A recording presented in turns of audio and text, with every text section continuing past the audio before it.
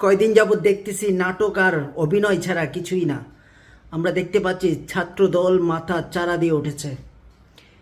শিবিরের সাথে যেইভাবে একের পর এক সংঘর্ষ দেখতে পাচ্ছি ছাত্র দলের, আমরা অতীতে দেখেছি যে আওয়ামী লীগের গুন্ডা বাহিনী, হেলমেট বাহিনী, ছাত্র লীগ বাহিনী, এই রাজনীতি অনেক আগেই বড় বড় নেতাকর্মীরা বন্ধ করে দিয়েছে। এরা আবার নতুন করে মাথা চারা দিয়ে উঠেছে।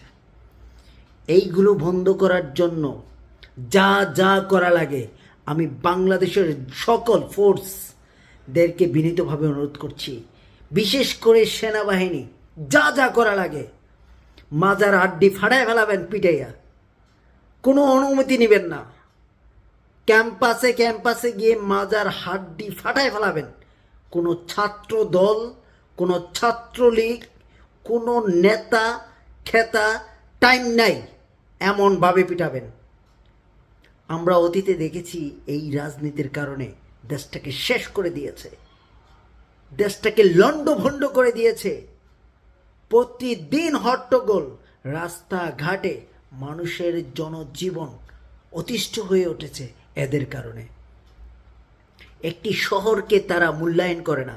একটি শহর, এই গুরুত্বপূর্ণ শহর হচ্ছে ঢাকা শহর, এই শহরে মানুষ আসা যাওয়া সব কিছু মিলিয়ে জনজীবন একেবারে বিপর্যস্ত। আমি বলতে চাই, অতীতের ঘটনা থেকে শিক্ষা নেওয়া উচিত। ছাত্রলীগকে কিভাবে এই দেশ থেকে বিদায় করা হয়েছে, আবারও তারা মাথা চারা দিয়ে উঠেছে।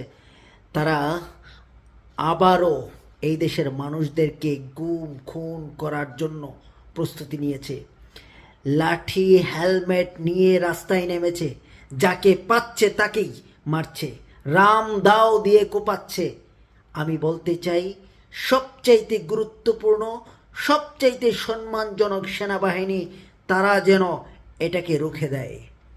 এই ছাত্র যারা করে, এই ছাত্র রাজনীতি যারা করে, এদেরকে যেন চিরতরে এই রাজনীতি থেকে বন্ধ করে দেওয়া হয়। কখনোই যেন এই ছাত্র রাজনীতি না করতে পারে। আমি এটাই দাবি রাখতে চাই বাংলাদেশ সেনাবাহিনীর কাছে। আপনারা কোনো অনুমতি ছাড়া দেশের প্রধানের, দেশের কেউ, দেশের কোনো নেতাকর্মী কোনো কিছুর তোয়াক্কা না করে এই ছাত্র রাজনীতি বন্ধ করে দেন। কোনোভাবেই এই রাজনীতি আমাদের দেশে চলবে না। এটা মাথায় রেখে এই দেশকে এগিয়ে নিয়ে যেতে হবে।